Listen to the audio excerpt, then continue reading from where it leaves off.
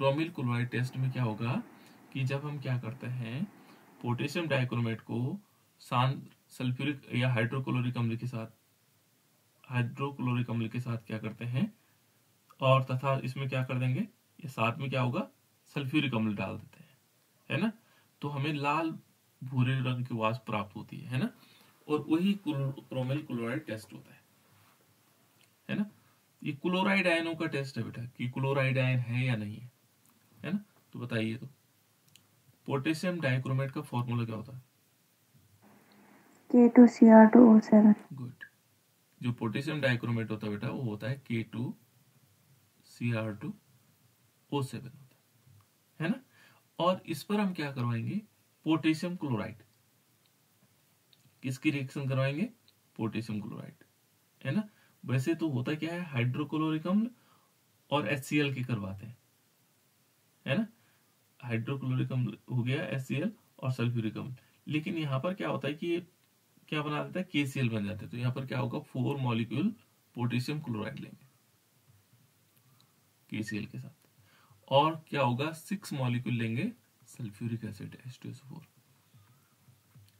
जब हम 6 molecule sulphuric अम्ल लेंगे तो इससे हमें क्या प्राप्त होगा, ये प्राप्त होगा क्रोमिल क्लोराइड, यानी कि 2 मॉलिक्यूल CrO2Cl2 ये प्राप्त हो जाएगा। और प्लस क्या होगा, 6 मॉलिक्यूल होंगे KHSO4 पोटेशियम हाइड्रोजन सल्फेट, और साथ साथ में 3 मॉलिक्यूल H2 ये प्राप्त हो जाएगा। और इसका नाम है बेटा क्रोमिल क्लोराइड। ये जो आपको यहाँ पर दिखाई दे रहा है, ये है हमारे पास क्रोमिल क्लोराइड। इसको क्या बोलेंगे, क्रोमिल क्लोराइड। इसका जो रंग होता है, ये कैसे होता है, लाल भूरे रंग की, और गैस टाइप की बना लेते है ना। जैसे गैस आप लोगों ने देखा कि गैस वायु के रूप में, तो ये कैसे होंगी, लाल भूरे रंग की वाष्प प्राप्त होगी हमें, लाल भूरे रंग की वाष्प, ठीक है ना, लाल भूरे रंग की वाष्प। तो ये इस प्रकार से आ जाएगा, क्या आएगा, लाल भूरे रंग की वाष्प आ जाएगी। तो इस प्रकार से इसको क्या कहा जाता है, क्रोमिल क्लोराइड टेस्ट। और इसको देखेंगे ये किस काम क्या आ जाता है, क्रोमिल क्लोराइड जो क्या होगा, वाष्प होगी, सोडियम हाइड्रोक्साइड के जलीय विलयन से गुजारते हैं तो ये पीले रंग की हो जाती है। मान लीजिए हमने क्या किया, इसको यहां से उठा करके फिर इसको हम क्या कर दें, इसमें सोडियम हाइड्रोक्साइड यहाँ पर लेंगे NaOH, और NaOH की जो इस वाष्प को हमने इसमें डाला तो ये कैसे रंग का हो जाता है, ये पीले रंग की हो जाती है। ये पहचान है इसकी, कैसे हो जाएगा, पीले रंग, ठीक है ना। और फिर क्या करते हैं, जो पीले रंग का जो विलयन होगा उसमें कुछ बूंदे एस्टिक एसिड के डाल देंगे। इसमें यदि हमने क्या कर दिया, थोड़ी सी एस्टिक एसिड डाल दिया। एस्टिक एसिड होता है CH3COOH, एस्टिक एसिड की बूंदे मिला देंगे तो ये क्या बना देगा। और फिर आगे जा करके जैसे कुछ बूंदे मिलाई जाती है, फिर क्या करते हैं, इसमें लेड एसिटेट मिलाया जाता है, और क्या बना देगा, लेड क्रोमेट, पीला अवक्षेप प्राप्त हो जाएगा। तो इस टाइप से हम जैसे ये प्रोसेस है बेटा, ये तो रिएक्शन। अब इसकी यदि रिएक्शन लिखना चाहें, है ना, तो इसकी रिएक्शन कैसे होगी, यहाँ तक तो हमने रिएक्शन लिख ली, क्रोमिल क्लोराइड बना गया। फिर हमने क्या करना है, इसमें ये जो रिएक्शन हमने लिखी, इस रिएक्शन को आप लोग ऐसे लिख लोगे, है ना, इस प्रकार से, क्योंकि इसकी रिएक्शन बहुत इंपॉर्टेंट है। क्रोमिल क्लोराइड टेस्ट बहुत ज्यादा पूछा जाता है ना। क्रोमिल क्लोराइड परीक्षण क्या है। उसके बाद हम क्या करेंगे, इस क्रोमिल क्लोराइड जो हमारे प्राप्त हुआ, जो प्राप्त क्रोमिल क्लोराइड हुआ CrO2 एंड Cl2, इसका नाम क्या है, क्रोमिल क्लोराइड। इसको हम क्या करेंगे, NaOH डाल देंगे, यानी सोडियम हाइड्रोक्साइड के विलयन में प्रभावित करेंगे। तो हमें क्या प्राप्त होगा, ये होगा सोडियम क्रोमेट प्राप्त होगा, Na2Cr O4, ये क्रोमेट आयन है, सोडियम क्रोमेट, है ना। और प्लस क्या होगा, 2 मॉलिक्यूल HCl। फिर ये जो क्रोमेट रंग का जो कैसा रंग प्राप्त हुआ हमें, इसका इसका रंग कैसे हुआ, जैसे इसमें आते हैं तो पीले रंग का प्राप्त होता है ना, पीला पीला रंग मिलेगा इसका।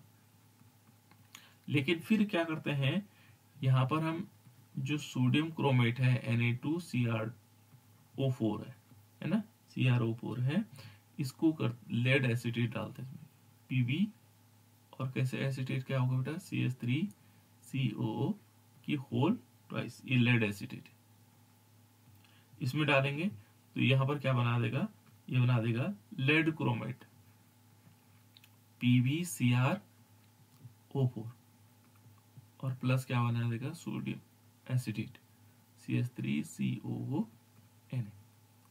ये बन जाएंगे 2 मॉलिक्यूल, ठीक है ना। इसका नाम क्या है, लेड क्रोमेट। और ये पीला अवक्षेप होगा, कैसे होगा, पीला अवक्षेप, प्रेसिपिटेट बन जाएगा बेटा, अवक्षेप हो जाएगा, तो ये अवक्षेप के रूप में हमें प्राप्त होगा। तो ये था पूरा का पूरा हमारे पास क्रोमिल क्लोराइड टेस्ट, ठीक है ना। कौन सा टेस्ट है, क्रोमिल क्लोराइड परीक्षण, इंपॉर्टेंट है बेटा, इसको इंपॉर्टेंट लिख लीजिएगा, ये काफी इंपॉर्टेंट है, इसको नोट भी करना आप लोगों ने कॉपी में, है ना। क्रोमिल क्लोराइड परीक्षण को किस प्रकार से ये किया जा सकता है।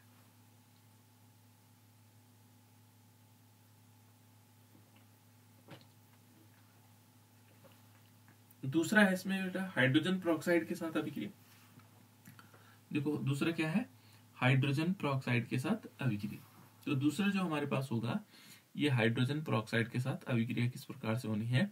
और हाइड्रोजन पेरोक्साइड को आप लोग जानते हैं एसिडिक इन नेचर होता है ना। हाइड्रोजन पेरोक्साइड का फॉर्मूला क्या होता है बेटा, किसी को मालूम है हाइड्रोजन पेरोक्साइड का फॉर्मूला?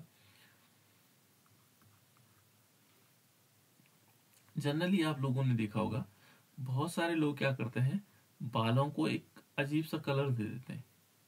तो अजीब सा कलर देने में ये हाइड्रोजन पेरोक्साइड काम करता है।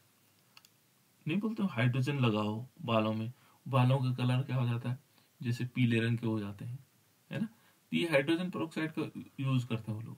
लेकिन हाइड्रोजन पेरोक्साइड एसिडिक नेचर होता है बेटा, ध्यान रखना, हमारे बालों को बहुत बड़ा नुकसान पहुंचाता है। भले लोग करते हैं वो अलग चीज है ना। ये ऑक्सीडाइजिंग होता है। ऑक्सीडाइजिंग मीन्स ये नेचुरल कलर को उड़ा देता है। यदि आपने हाइड्रोजन पेरोक्साइड लिया और उसमें क्या कर देना है, जैसे कुछ पत्ते डाल दिए, जैसे हरे पत्ते डाल दिए, तो कुछ टाइम बाद उनका कलर क्या हो जाएगा, गायब हो जाएगा। हाइड्रोजन पेरोक्साइड क्या है, एसिडिक इन नेचर है, और साथ साथ में ऑक्सीकारक भी। तो ऑक्सीकारक के कारण वो कलर को उड़ा देता है ना। तो चलो इसके साथ अभिक्रिया किस प्रकार से होगी, हमने किसकी अभिक्रिया करवानी है हाइड्रोजन पेरोक्साइड के साथ, हमने करवानी है पोटेशियम डाइक्रोमेट 2Cr2O7, ये पोटेशियम डाइक्रोमेट है ना। सल्फ्यूरिक अम्ल का सूत्र होता है बेटा, क्या होगा, किसी को याद है सल्फ्यूरिक अम्ल का फॉर्मूला? बोलो बेटा जल्दी से। H2SO4। बिल्कुल, H2SO4 ये सल्फ्यूरिक अम्ल है ना। और हाइड्रोजन पेरोक्साइड का फॉर्मूला होता है H2O2, ये हाइड्रोजन पेरोक्साइड है। H2O2 क्या है, हाइड्रोजन पेरोक्साइड है। तो ये हाइड्रोजन पेरोक्साइड होगा, ठीक है। हाइड्रोजन पेरोक्साइड के साथ जब हम क्या करवाएंगे, इसकी जब अभिक्रिया होगी, तो अभिक्रिया होने के बाद ये किस में परिवर्तित हो जाएगा, ये होगा क्रोमेट में, है ना, डाइक्रोमेट में, है ना, पोटेशियम अम्ल की डाइक्रोमेट हो जाएगा। और यहाँ पर बन जाएगा CrO5, है ना। ये क्या कर देगा, रिएक्शन करने के बाद 2 मॉलिक्यूल बन जाते हैं इसमें CrO5, है ना। और इसके साथ साथ क्या बनेगा, इसके साथ बन जाएगा प्लस K2SO4 और प्लस 5 मॉलिक्यूल H2, इस प्रकार से बनेगा। तो देखो ये अलग अलग कंपाउंड्स बन रहे हैं, ठीक है ना। और एक जो नीला रंग होगा इसका, यहाँ पर देखोगे कि जैसे पोटेशियम क्लोराइड से हाइड्रोजन पेरोक्साइड डालते हैं, तो जो गहरा नीला रंग होता है इसका, ये नीला रंग जो होगा इसका क्रोमेटाइन का, है ना, धीरे धीरे विघटन होने के बाद ये कम हल्का पड़ने लग जाता है, धीरे धीरे क्या हो जाता है, हल्का पड़ने लग जाता है। तो इस प्रकार से बन जाएगा, है ना। तो ये है बेटा इसमें जो हमने क्या किया, हाइड्रोजन पेरोक्साइड के साथ क्या अभिक्रिया होगी, तो इस टाइप से अभिक्रिया होगी, है ना। अब इसकी थोड़ा संरचना देखो बेटा, जैसे मानना हमारे पास है CrO5, इसकी संरचना को देखिए, है ना। ये पेरोक्साइड के कारण इसकी संरचना ऐसी बनी। तो जो यहाँ पर क्या होगा, क्रोमियम होगा बीच में आएगा, इसमें इस प्रकार से डबल बॉन्ड से ऑक्सीजन जुड़ा होगा, और इन जगहों पर क्या होगा, ऑक्सीजन जुड़े होंगे, एक ऑक्सीजन यहाँ, एक ऑक्सीजन यहाँ, ये ऑक्सीजन आपस में जुड़े होंगे, इस पे -1 चार्ज, इस पे -1 चार्ज, और इधर की तरफ क्या होगा, ऑक्सीजन एक यहाँ जुड़ा होगा माइनस चार्ज, फिर एक ऑक्सीजन यहाँ जुड़ा होगा -1 चार्ज, और इस टाइप से होगा, और इस ऑक्सीजन पे 2 माइनस चार्ज, टोटल मिलाकर के इस पे 6 पॉजिटिव होंगे, ये वाला 6+ वाला होगा, है ना। ये पेरोक्साइड बॉन्ड है, ये वाले जो है क्या है, ये वाले जो बॉन्ड है इनको बोलते हैं पेरोक्साइड बॉन्ड, पेरोक्साइड बॉन्ड। ये इसी की संरचना है, देखो ये वाला, है ना, ये हमारे पास संरचना हो जाएगी, है ना। इसके बाद यदि हम थोड़ा सा और आगे देखें बेटा, तो यहाँ पर क्रोमियम की क्या है, +6 ऑक्सीकरण अवस्था है, ठीक है ना, +6 ऑक्सीकरण अवस्था है, कहाँ पर, इस वाले पे, यहाँ पर देखोगे तो इस वाले उसमें जो है, जो सेंट्रल मेटल आयन है क्रोमियम है, उसकी 5 ऑक्सीकरण अवस्था है।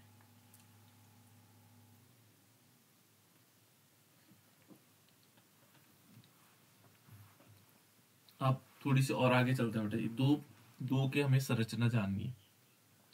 पहले है क्रोमेट आयन और डाइक्रोमेट आयनों की संरचना, ये बहुत ज्यादा पूछा जाता है ना, इनकी संरचनाएं किस प्रकार की होंगी। है तो बहुत सरल है, लेकिन याद रखना पड़ेगा आपको, है ना। तो इसमें पहला नंबर आएगा क्रोमेट आयन। तो क्रोमेट आयन क्या होगा बेटा, क्रोमेट आयन होता है CrO4, और इस पर क्या आएंगे, 2 माइनस चार्ज, ठीक है ना।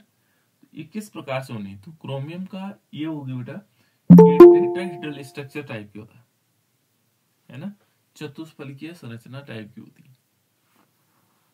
तो किस प्रकार से आनी चाहिए, जैसे मान लीजिए क्रोमियम है, यहाँ बीच में क्या है, क्रोमियम है, और इस क्रोमियम से जो ऑक्सीजन होगा, एक ऑक्सीजन जुड़ा होगा सीधे टॉप पे, ठीक है ना, दूसरा ऑक्सीजन जैसे टेट्राहेड्रल स्ट्रक्चर होता है इस टाइप से, दूसरे यहाँ पर आएगा, है ना, और एक आएगा इस तरफ, ऐसे कर। तो इसको हम इस देखेंगे तो ये लगभग टेट्राहेड्रल स्ट्रक्चर है, चतुष्फलकीय संरचना है, जैसे आप लोगों ने कार्बन वाले में देखा होगा, इस प्रकार से।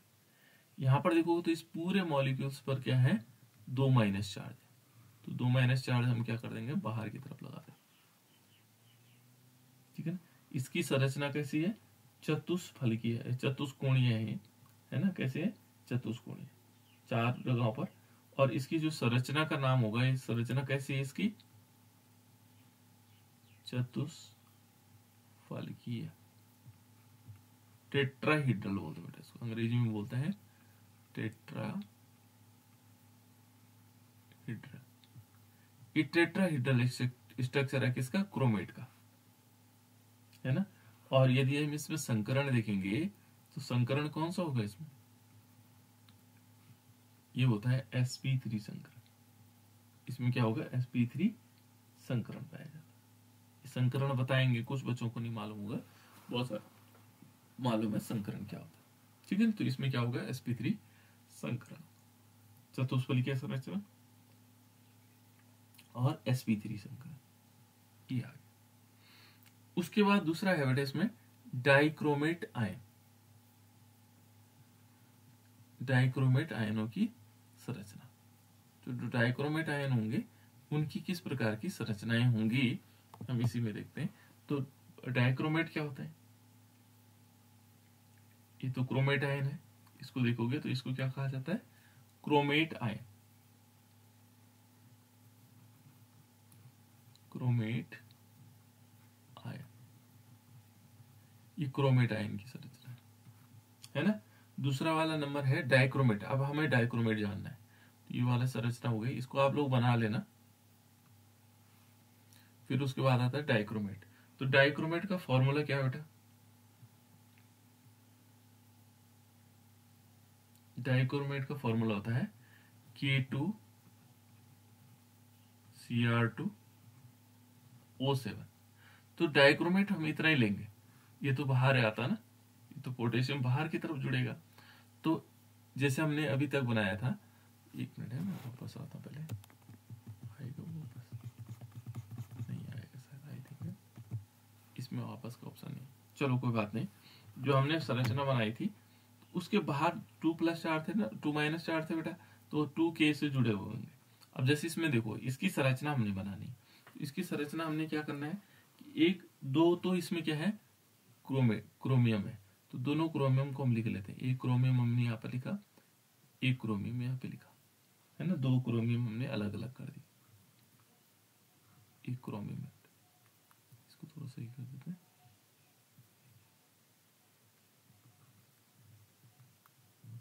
ठीक है ना, दो क्रोमियम ले लेंगे। जैसे माना हमने एक क्रोमियम वहां पर लिया, एक क्रोमियम यहाँ ले लिया, और इन दोनों क्रोमियम को क्या करेंगे, ऑक्सीजन से जोड़ देंगे, ये ऑक्सीजन से जुड़ जाएगा। और फिर इसमें क्या होंगे, एक ऑक्सीजन यहाँ, एक ऑक्सीजन यहाँ, और एक ऑक्सीजन यहाँ पर आएगा, ठीक है ना। इसमें भी क्या होगा, इसमें भी एक ऑक्सीजन यहाँ पर जुड़ेगा, फिर दो ऐसे करके जुड़ेंगे और दो ऐसे करके जुड़ेंगे, ठीक है ना। ये इसका जो बॉन्ड एंगल होगा ये होगा 126 डिग्री सेंटीग्रेड, है ना, इस टाइप से। और इस टोटल पे मॉलिक्यूल पर क्या होगा, यहाँ पर आएंगे 2 चार्ज। तो जो 2 चार्ज है बेटा, ये इस 2K को यहाँ जोड़ देते हैं, 2K ऐसे जुड़ा होगा बाहर से, ये अट्रैक्शन से जुड़ेगा इसमें, है ना, जिसको इलेक्ट्रोवैलेंसी कहते हैं। तो इस प्रकार की संरचना हमारे पास क्या होगी, पोटेशियम डाइक्रोमेट की, है ना, ये पोटेशियम डाइक्रोमेट की संरचना है ना। और इसमें भी क्या होंगे, चतुष्कोण होंगे, है ना, 4 कोण बने हुए होते हैं, ठीक है ना। और ये है डाइक्रोमेट की संरचना। अब इसका लास्ट पॉइंट है बेटा, पोटेशियम डाइक्रोमेट का उपयोग क्या है, ठीक है ना। तो इसका उपयोग पहले यदि देखेंगे, ये होता है कैलिको छपाई में। ये छपाई जानते हैं आप लोग, रंग लगाने वाले, ठीक है ना। तो इसका उपयोग यदि हम देखते हैं, पोटेशियम डाइक्रोमेट का उपयोग, तो पहला उपयोग क्या है, ये है कैलिको छपाई, एक प्रकार की छपाई है कैलिको,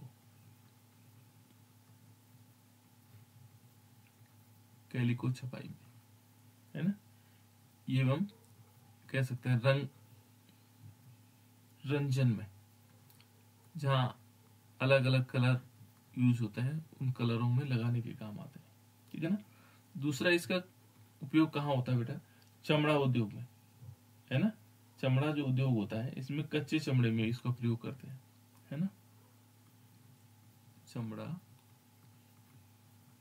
उद्योग है, उसमें भी इसका प्रयोग किया जाता है ना, कच्चे चमड़े में, है ना, कच्चे चमड़े में इसका उपयोग करते हैं, किसका, पोटेशियम डाइक्रोमेट का, ठीक है।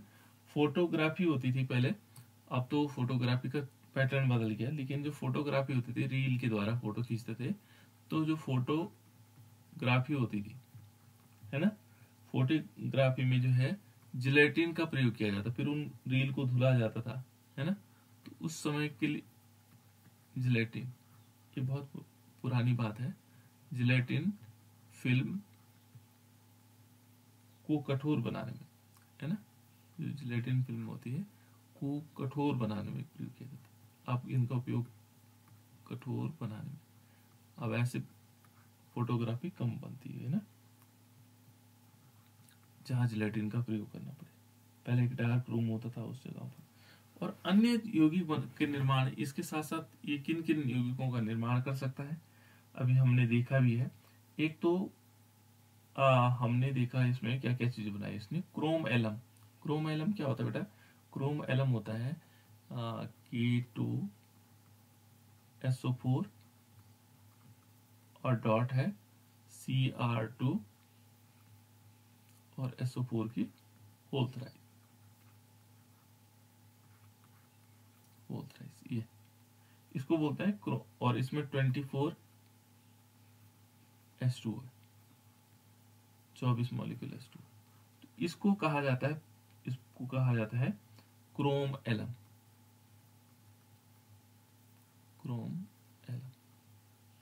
ये क्रोम एलम, ठीक है। दूसरा है इसमें क्रोम एलो बनाने में भी किया जाता है। तो क्रोम एलो है PbCrO4।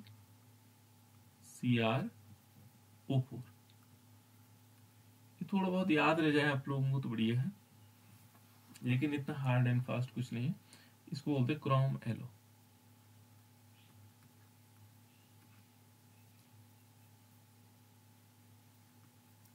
ये पीले रंग वाला होता है ना, क्रोम एलो। नेक्स्ट होता है इसमें क्रोम रेड भी होता है। ये होगा PbCrO4 और डॉट करके PbO, इसको बोलते हैं क्रोम रेड। ये क्रोम रेड हो, ठीक है ना। तो ये अलग अलग प्रकार के हैं। पिंक येलो भी होता है बेटा, पिंक येलो कलर जो बनता है वो बनेगा ZnCrO4, है ना। इसको बोलते हैं पिंक येलो।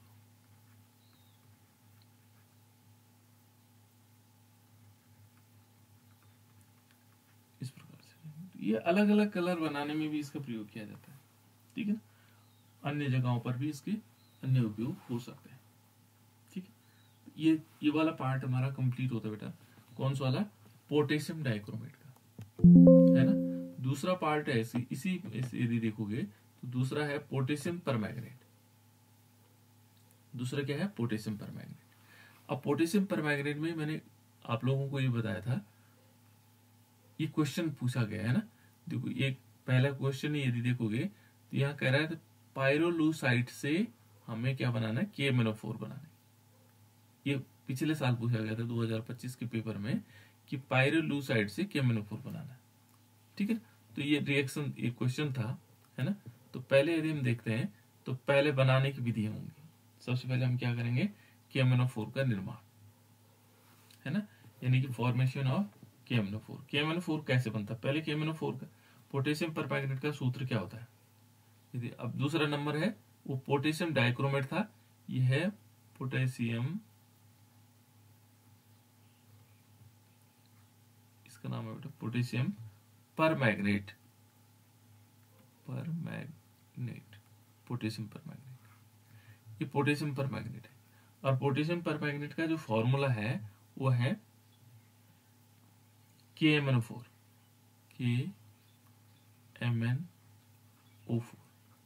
ये है बेटा पोटेशियम परमैंगनेट का फॉर्मूला, है ना। तो पोटेशियम परमैंगनेट का फॉर्मूला तो ये आ जाएगा और इसको हमें बनाना है। तो सबसे पहले देखेंगे तो इसका निर्माण है, पोटेशियम परमैंगनेट का निर्माण कैसे हो सकता है, यानी कि इसको बनाया कैसे जाता है पोटेशियम परमैंगनेट को, इसका निर्माण कैसे किया जाता है ना। तो निर्माण को हम देखते हैं किस प्रकार से होगा। निर्माण यहाँ माँ के ऊपर उठ रहा है, निर्माण। तो पोटेशियम परमैंगनेट का निर्माण कैसे किया जाएगा? इसमें पहला पॉइंट वही है पाइरोलूसाइट।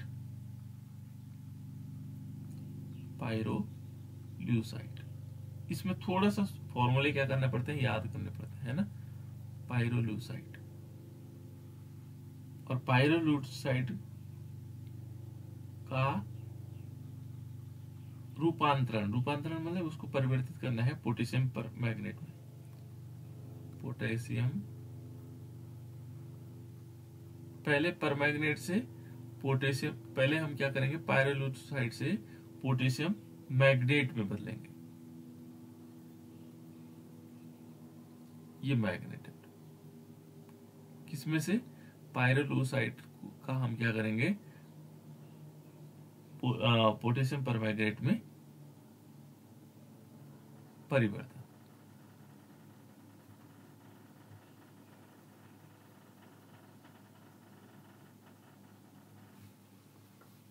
यहां हम क्या करेंगे?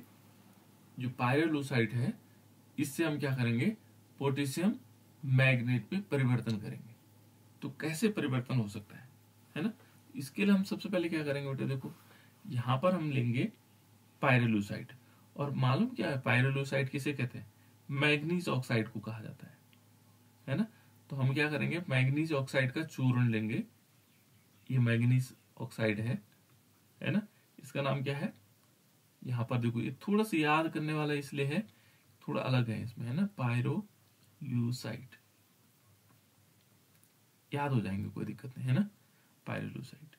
और ये मैग्नीज ऑक्साइड होता है, और इसको हम क्या करते हैं वायु की उपस्थिति में, यानी कि इसमें क्या करेंगे, वायु ले लेंगे, वायु की उपस्थिति में, है ना, कोई ऑक्सीकारक डाल देंगे, जैसे मान लीजिए हमने पोटेशियम नाइट्रेट हो गया, पोटेशियम क्लोरेट हो गया, है ना। इनकी उपस्थिति में क्या करते हैं हाइड्रोक्लोरिक अम्ल, है ना, हाइड्रोक्लोरिक अम्ल हो गया, सॉरी पोटेशियम हाइड्रोक्साइड हो गया, और पोटेशियम कार्बोनेट की क्रिया करवाते हैं। तो देखो कैसे कैसे होना है कि हमने पहले क्या लिया, पायरोलुसाइड लिया, और इसके 2 मॉलिक्यूल लिए, क्या लिए 2 मॉलिक्यूल, और इसको हम क्या कर सकते हैं, हमने मान लीजिए 4 मॉलिक्यूल पोटेशियम हाइड्रोक्साइड के साथ रिएक्शन करवाई, और साथ साथ में वायु भी होगा, वायु में क्या होता है ऑक्सीजन होता है। इसके साथ जब अभिक्रिया होती है तो ये बना देता है 2 मॉलिक्यूल K2MnO4। देखो बेटा यहाँ पर हमने ऊपर वाला क्या लिखा हुआ KMnO4, यहाँ क्या है K2MnO4 है, इसका नाम है पोटेशियम मैग्नीट। ये देखो एक पोटेशियम मैग्नेट है, ये क्या है पोटेशियम पर मैग्नेट है, पर इस प्रकार से हुआ, है ना। तो यहाँ पर देखो ये पोटेशियम मैग्नेट है, और ये क्या है पोटेशियम पर मैग्नेट है, तो ये अंतर है इसमें, और साथ साथ में इसमें क्या होगा 2 मॉलिक्यूल H2O, है ना।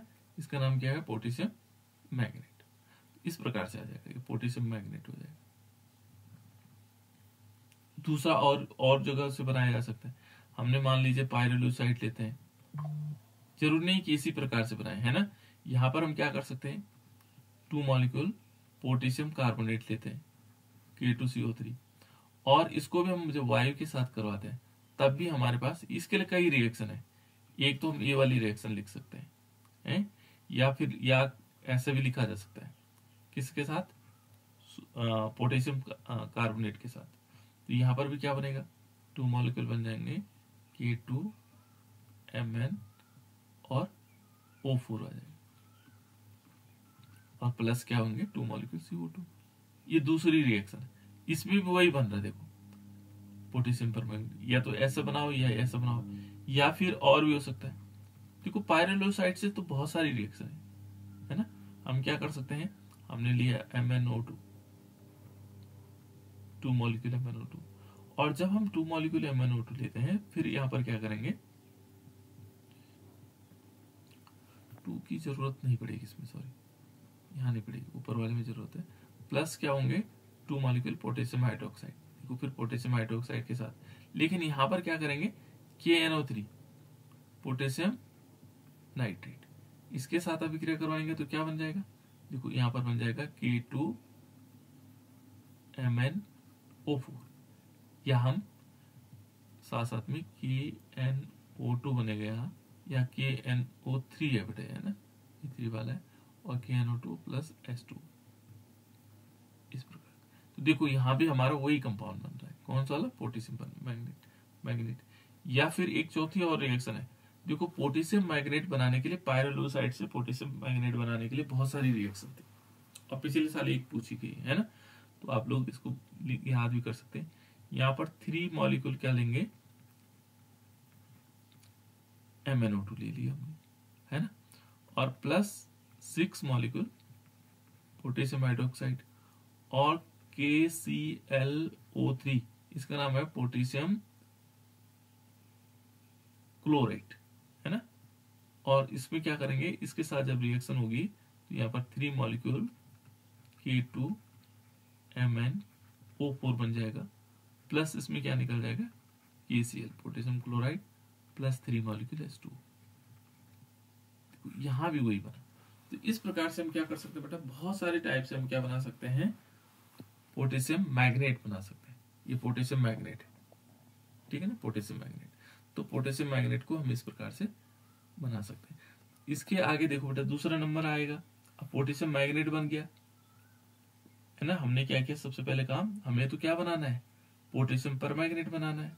तो जब पोटेशियम मैग्नेट बन जाए, ठीक है ना, तो जैसे पायरोलुसाइट है, पायरोलुसाइट को हम क्या करेंगे, कास्टिक पोटास के साथ अभिक्रिया करवाते हैं और वायु में अच्छी तरह पाया जाता है, तो पोटेशियम मैग्नेट प्राप्त हो जाता है ना। और जब ये मैग्नेट हमें प्राप्त हो जाएगा, हरे रंग का होता है बेटा ये, है ना, तो फिर इसको क्या करेंगे, पोटेशियम मैग्नेट का फिर क्या करेंगे, पोटेशियम परमैग्नेट में रूपांतरित कर देंगे या बदल देंगे इसको, है ना। तो हम उसके बाद लेते हैं पोटेशियम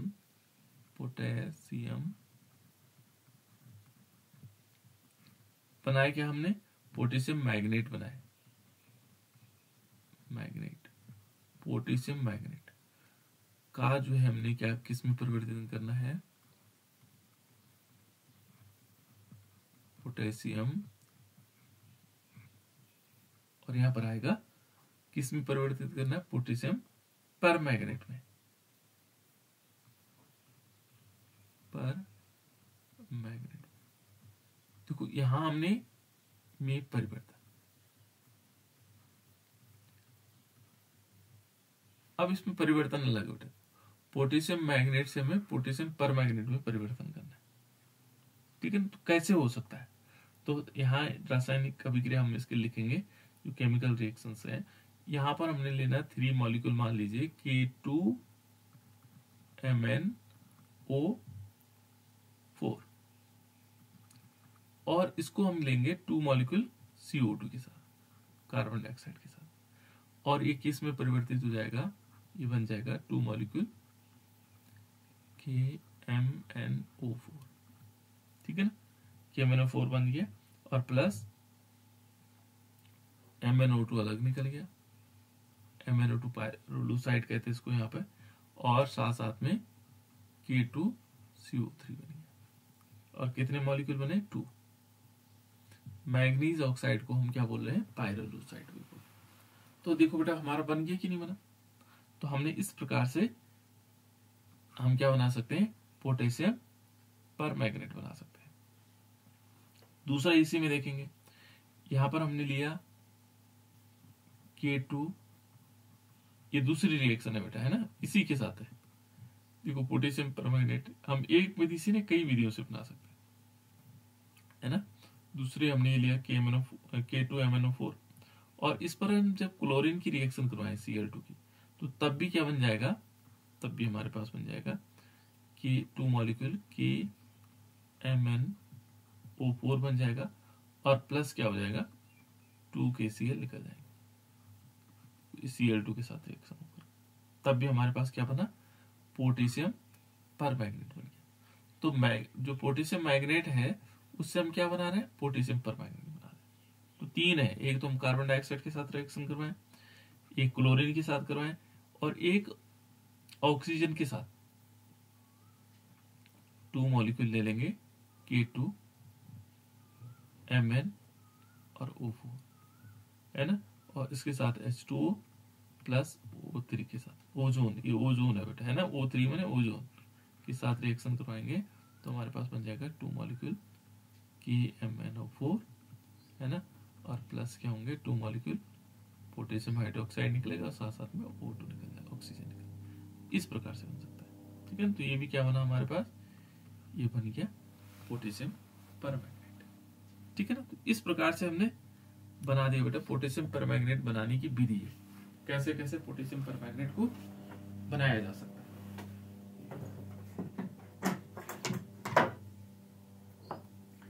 यहां पर हमने पोटेशियम परमैग्नेट को,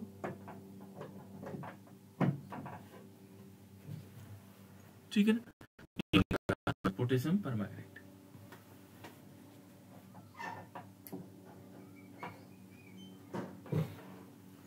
ठीक हो गया।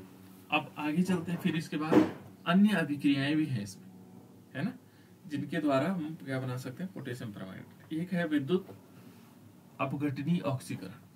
विद्युत अपघटनीय प्रक्रिया भी हमने पढ़ी थी कि विद्युत अपघटन के द्वारा भी बहुत सारी चीजों को बनाया जा सकता है। तो देखो अब उपयोग आएगा जो हमारे पास दूसरा चैप्टर था विद्युत रसायन उसमें आएगा। तो यहाँ पर हम क्या करेंगे, विद्युत अपघटनीय ऑक्सीकरण, इलेक्ट्रोलाइटिक ऑक्सीडेशन,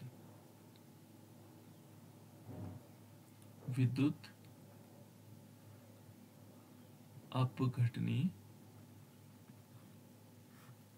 और ऑक्सीकरण।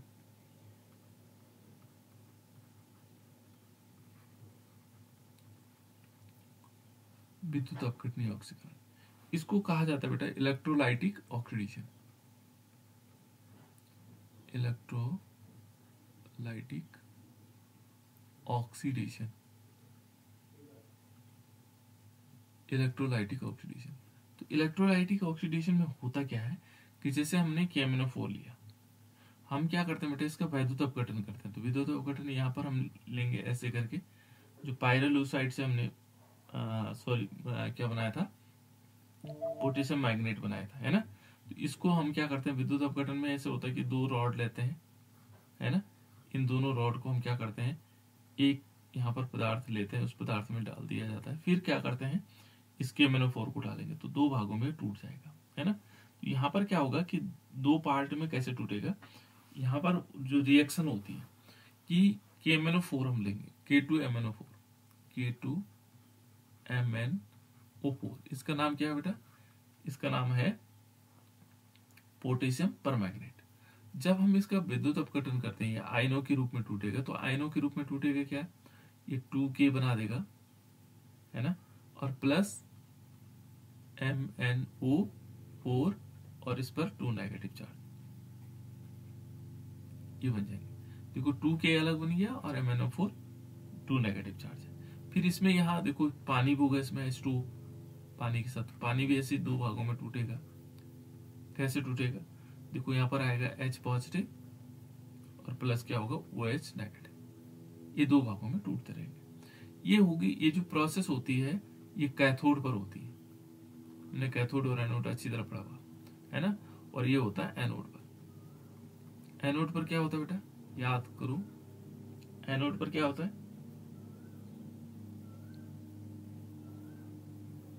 एनोड पर क्या होता था, भूल गए होंगे आप लोग। एनोड पर क्या होता है, ऑक्सीकरण है आपसे,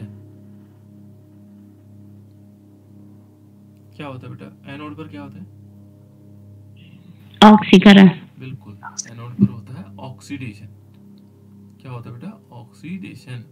एनोड पर होता है ऑक्सीडेशन, याद रखना, ऑक्सीकरण, उपचयन जिसको हम बोलते हैं, है ना। तो यहाँ पर क्या होगा, जैसे मान लीजिए हमने लिया है MnO4 और इस पर 2 नेगेटिव चार्ज, है ना। तो जब ये क्या करेगा, एनोड पर क्या करेगा, ये इलेक्ट्रॉन, ऑक्सीडेशन में क्या होता है, इलेक्ट्रॉन क्या किया जाता है उसमें,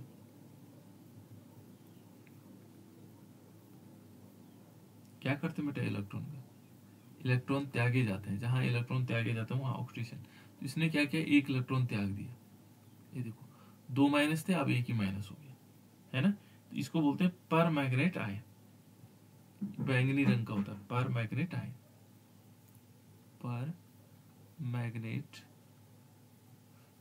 आयन, है ना। और एक कैसे रंग का होता है, बैंगनी रंग का, ठीक है। और यहां देखोगे तो ये कैसा आयन है, ये है मैग्नेट आयन, मैग्नेट, है ना। हमने ये देखो ना, ये इसका नाम क्या है, पोटेशियम पर मैग्नेट, और ये क्या है, पोटेशियम पर मैग्नेट बनाना है। तो देखो इसने जब ये मैग्नेट आयन में बन जाएगा, फिर क्या होगा, इसमें से इलेक्ट्रॉन लेगा, कैथोड पर क्या होना है, कैथोड पर हमेशा बिल्कुल रिडक्शन होता है। क्या होता है, रिडक्शन होता है, रिडक्शन जिसको हम बोलते हैं अपचयन, है ना। और रिडक्शन में होता क्या है, इलेक्ट्रॉन ग्रहण किए जाते हैं। देखो इलेक्ट्रॉन लिए इसने, और इलेक्ट्रॉन लेकर के क्या बना देता है, H2, है ना, ये H बन जाता है, H या हाफ H2 भी कह सकते हैं। तो देखो यहाँ पर क्या होगा कि जो कैथोड होगा वहां पर हाइड्रोजन गैस निकलेगी, और जहां पर MnO4 जो एनोड पर जमा होता है KMnO4, ये क्या होगा, MnO4 बन जाएगा। तो इस प्रकार से ऊपर मैग्नेट बना देते हैं, क्या बन जाता है इसमें, मैग्नेट पर मैग्नेट बन जाएंगे। ये है बेटा कुछ बनाने की।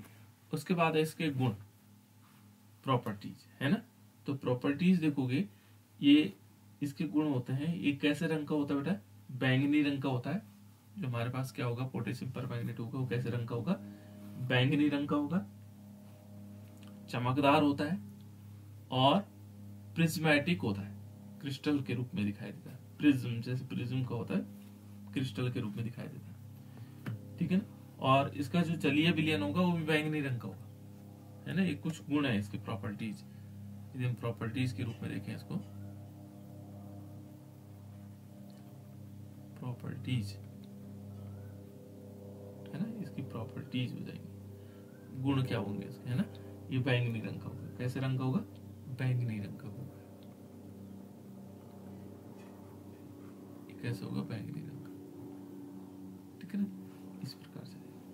दूसरा ये है, ये ठंडे जो जल होगा इसमें कम विलय होगा, लेकिन गर्म जल में क्या होगा? अच्छी तरह विलय हो जाता है। और इसको देखेंगे तो इसका 523 केल्विन ताप पर क्या है? इसका मेल्टिंग पॉइंट है, एमपी मेल्टिंग पॉइंट, है ना। इसका मेल्टिंग पॉइंट क्या है? 523 केल्विन। अब उष्मा का क्या प्रभाव पड़ेगा? अब उसके बाद थोड़ा प्रॉपर्टीज, अन्य प्रॉपर्टीज को हम पढ़ेंगे, क्या क्या प्रॉपर्टीज हो सकती है इसकी, है ना। इनको कल बताऊं तो बेटा मैं आप लोगों को,